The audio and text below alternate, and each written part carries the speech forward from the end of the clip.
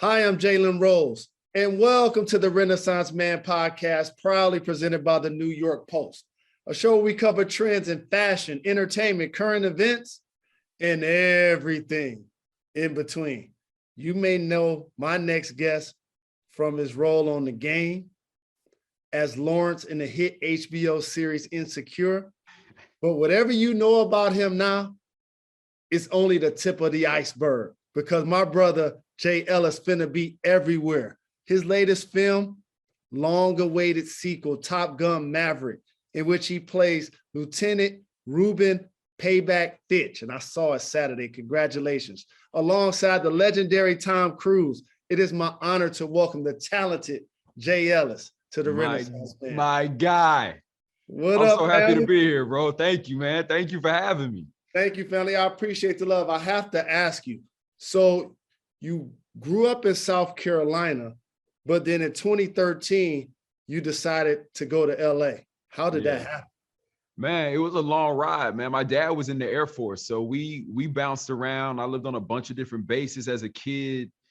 And I just remember all these, like, one of the things that was very consistent, no matter where we lived, is like me and my parents would always sit around the TV and watch movies together and TV together. My dad was a huge Richard Pryor, Eddie Murphy, George Carlin. Like, he loved all the comedians. He loved all of that stuff. My mom was a huge Western fan, and she also loved Sidney Poitier. So, like, there was also, I got like the drama from her. I got the comedy from my dad. And I just remember the feeling of sitting with both of them and how film and TV just hit us, like how it shaped you and how stories and characters moved us. I went and played college basketball. I tried to come play with you in the league, but I wasn't ready for that. I wasn't ready at all for that. And so I graduated college and I was like, man, I wanna pursue acting. Like, this is what I want to do with my life.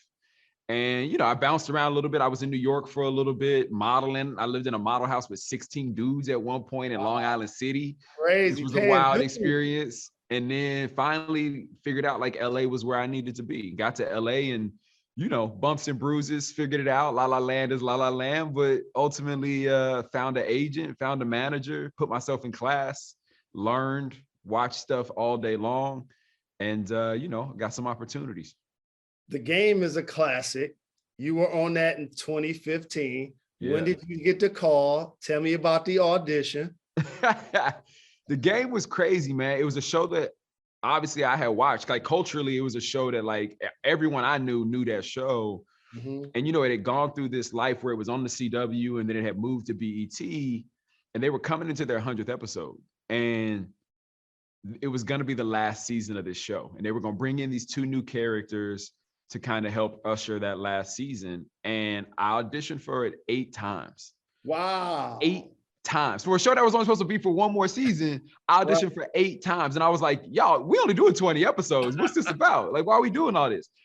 And every single time I went back, I felt like I was doing the exact same thing, but Mara and Salim and Kenny Smith, who was the showrunner at the time, they were like, every single time you came back, you brought something new to it. And I was like, okay, if you say so. Like, I feel like I'm just doing the same thing. And, you know, I ended up booking that with and playing opposite Lauren London. And it was such an amazing experience, man, because, you know, that whole cast, with the exception of Lauren, who was coming from features, that whole cast had all done well over 200, 300 episodes of television. Every single one of them individually had been on a bunch of shows. So I felt like I was showing up every day and was in this boot camp. Like, I was getting learned from these craftsmen who were had amazing comedic timing and had like, you know, whatever their skill for being able to memorize was, and just could connect. And they were all so gracious and just like wrapped their arms around me. And we went into that season. I had no idea what I was doing. But we came out of it and the ratings were so crazy. BET was like, oh, we bringing y'all back. Just so you know, we're going to do 3 more seasons of this. Let's run it one more time. And we literally did 3 more seasons of it, man. And it was amazing. It was such a great experience. I'm forever grateful for everybody who was a part of that. And you crushed it. And that propelled you into other opportunities. And we watched you be Lawrence Hive on Insecure. Congratulations. Thank you, man. What is it like, based on your journey, to now have people recognizing you for characters they see you as on screen or on TV? It's wild, man. I remember when I started this, I just wanted a job. I was just like, yo, I just want to work. That was the bar. Like the bar was like, let's just get a job. And then like, as I got into it a little bit more and learned a little bit more and grew as a performer, I started to realize like, I just wanted to play characters that resonated with people. I wanted to play characters that, made you feel something. And to be Blue when I was out in the streets was why I'll never forget the first time I went to New Orleans. I did Essence after the first season of the game. And I was just like, oh, I'm gonna walk and grab something to eat real quick. I just walked out the hotel, walked down the street, like over by Harrah's. Like I just thought I could literally just go grab some Church's chicken. And I got someone tore a sleeve off my jacket. Like I got mobbed in the streets. And I was like, oh, this dude is reaching people. And then, people call me Blue for those 3 or 4 years. And I was like, oh, I'm never going to be able to shake Blue. Like I'm going to be Blue for the rest of my life. Like everywhere I go, somebody going to call me Blue. Season 1 of Lawrence, Blue never existed. It was just all, season 1 of Insecure, it was just all Lawrence after that. And then, now being able to do that for the last 5 years, that was an amazing thing to see too. I've been called Lawrence in India. I've been called Lawrence in the UK, in the south of France, in Mexico. Like I've literally internationally, people have seen this show and resonated with these characters. And that's such an amazing, and then my community, which obviously means the world, you know what I mean? Like that to me is also so important and so much of why I do what I do. So people see themselves on screen. So it's been amazing, man. So now that you're in the industry, what are some of the things that you're watching on TV or some of your favorite films that have nothing to do with you? You just chilling, you doing your thing. You like, you know what? I'm checking that out. Ozark, first and foremost. Jason Bateman is Laura Linney. That whole cast, like they're so good. I love that show. I love the darkness of it. I love where it's gone. I love their relationship. That's been amazing to watch. I love Stranger Things, like growing up with these kids who are now all adults, obviously, like that's been an amazing journey. I love a Bond movie. So anytime I get to see Daniel Craig as Bond, I'm always there for it. Trying to think what else. Harder They Fall. I fell in love with. Atlanta, I'm watching right now. Yeah, classic. And I feel like, Atlanta to me feels like it always felt like our companion show. Like we came out like within a few months of each other, and we're telling this experience on 2 opposite coasts. You know what I mean? We were telling this Black experience in these 2 cities that were completely opposite of each other. And I love watching that and thinking about the connection between those 2 shows. But yeah, man, I watch everything. Everything. If Tom Cruise is on, I'm watching it. If Will Smith is on, I'm watching it. If Denzel is on, I'm watching it. It doesn't matter what it is. So the beauty of those characters, as you mentioned, playing Blue and then Lawrence, the reason why we recognize you on the streets as those characters is because you get into them so well and you crush it. But what about the process that leads into that? I've been on set, I've been in movies, I've been in commercials, and I found myself reading my lines, still having a paper in my pocket. So talk about the process of getting into character. Yeah, every character is different, and takes a different, I think, you got to look at them with a slightly different lens. But how I kind of go into everything, I read something once and I'm just focused on the character that I'm playing. And for me, the homework there is really to find all the ways that we're similar and all the ways that we're different. And I throw away the similar. I'm like, all right, I got that. I know, I understand how I connect to a character in that way. And for me, the real work comes in on the ways that we're different, because that's where I need to go explore and find out who this person is and their experiences and what makes them tick. And then the second time I'll go back and I'll read through and I'll just read just what people say about that character, how they reference him, how they talk about him, what he means to them. And that starts to build some of the picture. And then from there, again, it kind of depends on what it is. Like if I want to take something on, like for Lawrence, for example, on Insecure, because he was a dude who was in tech space and wanted to be in a startup space and wanted to do his own thing, I watched Shark Tank, sorry. I watched Shark Tank for like, I don't know, 3 months straight. I sat on my couch every single day. I stopped going to the gym. Like I wouldn't call people back because that's what Lawrence was going through. And so I wanted to know what that's not me. So I was like, what is that experience like when you just sit at home all day in sweats, watching the same show over and over again? And you think you know how to pitch better than the people who on the show pitching. You know what I mean? And so I just wanted to know what that experience was like. And so I went through that. And it was a similar thing with the game. Like I got to go out and work with a football team and work out with a bunch of wide receivers and some wide receiver coaches and like just experience what that is. And that shades performance, man. It really helps you get into the mind of who these folks are and what's the most important thing to them and how they communicate and what makes them tick. And then it's a bunch of other stuff I do. Like, yeah, there's a bunch of other stuff too. Well, yeah. like what, for example? Like what? Like because think about this. Like you'll be doing a show today. Yeah. And then a different movie tomorrow. Yeah. Like, literally. Like I know you do this for a living, but that's incredible. That is absolutely incredible. And you're not reading any lines. Like you memorize all of this. How do you do that? Yeah, I mean, the memorization I think comes from. So one of the things I always think about is like, I do this exercise that I learned when I was in acting school where you kind of cover up the page. And so you read a line that's at the top of the page. And let's say Jalen's got the first line and you say whatever the line is, and I'm covering up the rest of it, right? So I only see your line. And I just think to myself, what are my possible based on this character and what I know about this character, like what are my possible responses to what this person just said? And then I just take a guess and I'm like, all right, I think I would say this. And then, I pull the page down a little bit. I see my line. Maybe it's dead on. Maybe I paraphrased it. Maybe it's completely different. If it's completely different, then I'm like, okay, well, how did I get to that place?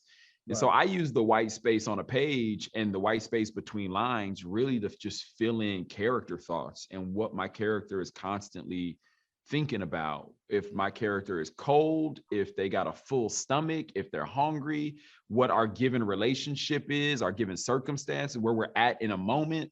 I try to use the page to like write all that stuff down for myself.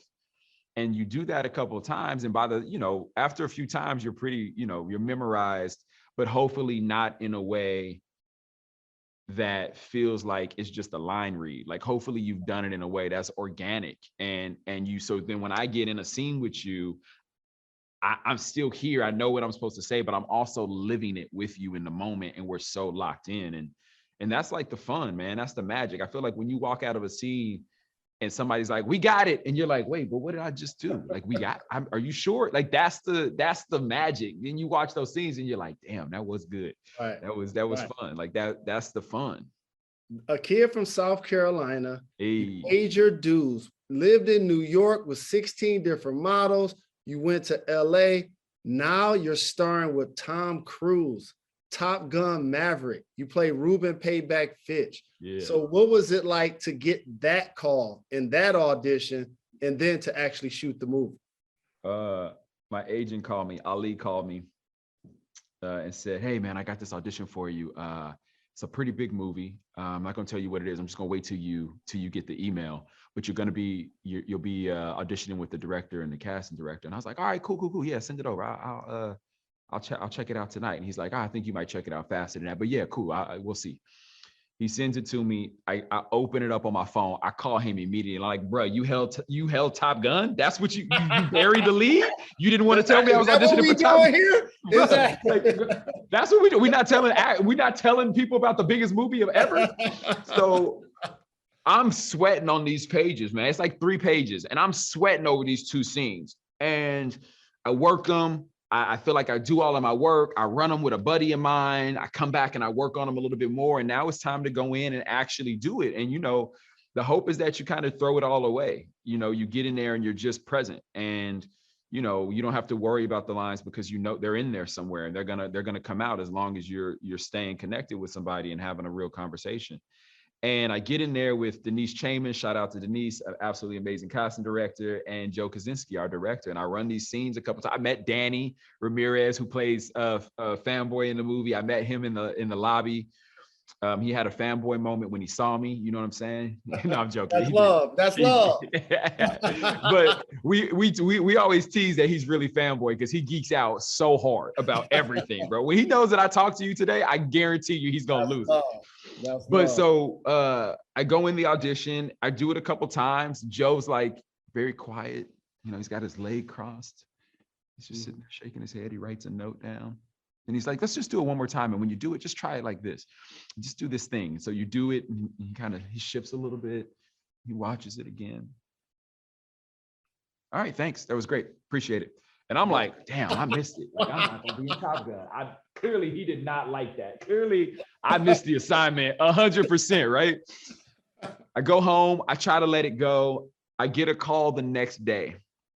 And my agent, same agent, calls me and he's like, hey, your tape is going to Tom Cruise. Tom Cruise is going to watch your audition tape. And that was on a Friday. Bruh, I lost it. I'm like, Tom Cruise is going to watch me act this weekend. We here. We made it, baby. Must see TV. Must see TV, man. He going to be on the couch watching me on like a big screen, you know what I'm saying? Eating popcorn, watching me do these two scenes. I'm like painting the picture in my head. That Monday, I'm just waiting by my phone. Like, I'm like, they're going to call me and tell me that he watched it. And I'm at this point, I'm also like, whatever happens, happens. The fact that my audition tape got to that point to me was just such a big win. Right. And the end of the day, I'm on the 405, stuck in traffic. Of course. 4:30, 5 o'clock. And my agent calls and he's like, hey, hold on one sec. I gotta click over. Sorry. Making it sound like he's gonna click over to another call. It's my entire team on the phone, and they all just start screaming and start calling me Payback and Top Gun and like all this stuff. And they tell me that I booked it, man. While I'm on the highway, I'm like, this is amazing. I love y'all so much. We made it. It was crazy, man. And then the first call I made was my mom and dad. I call them. My mom is in the background. She's screaming. My dad is real quiet. He's like, yeah, that's cool. That's cool. But that's the Navy, right? And I was like, yeah. And he's like, well, I guess you can't be perfect, but I still love it. I was like, oh, come on, man. It was amazing. Such an amazing call. Is awesome. And I appreciate you taking the time. I'm a huge fan. But before I let you get out of here, I have a rapid fire segment called Gone in 60 Seconds. You ready to do this? Let's get it. What actor that you have not worked with that you hope to work with? One? Yes. Man. Denzel. You mentioned how people now recognize you. Who is somebody that you would fanboy about if you got a chance to meet them?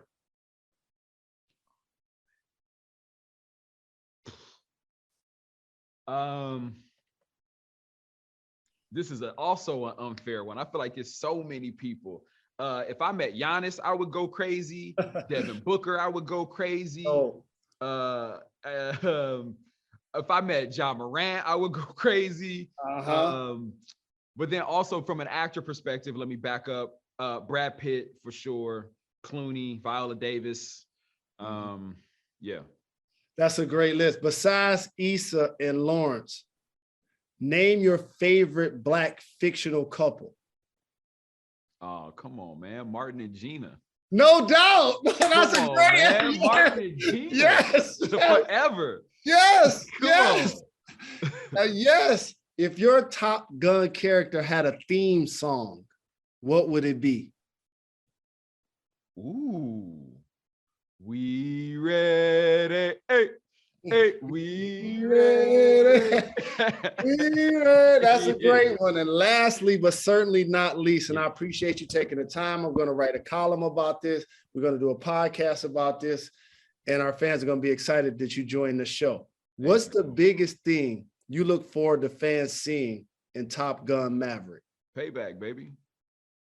Big payback. I mean, the stuff that we did in the air on this movie, it's never been done before. We were literally doing it in real time. We were all learning it in real time. And I think you know, the dedication of every single one of these actors, the graciousness of Tom, the mentorship from Tom, it all, like, it's on the screen. We left everything on the screen. And I've never been more proud to be a part of something. I've never been more proud to, like, look to my left and right at the people that I did it with. Mhm. And then I've never been more proud to, like, give something to an audience that, like, is Mhm. literally going to blow their minds. Like, people are going to go crazy in the theaters, and I want them screaming and high-fiving and fist pumping and tears Yes. falling. Yes. And I feel like that is everything that I hope people take away from this. Well, Jay Ellis, sky's the limit, Thank you, brother. including working with Denzel. Hey, Thank you very much for joining me. thank you, brother.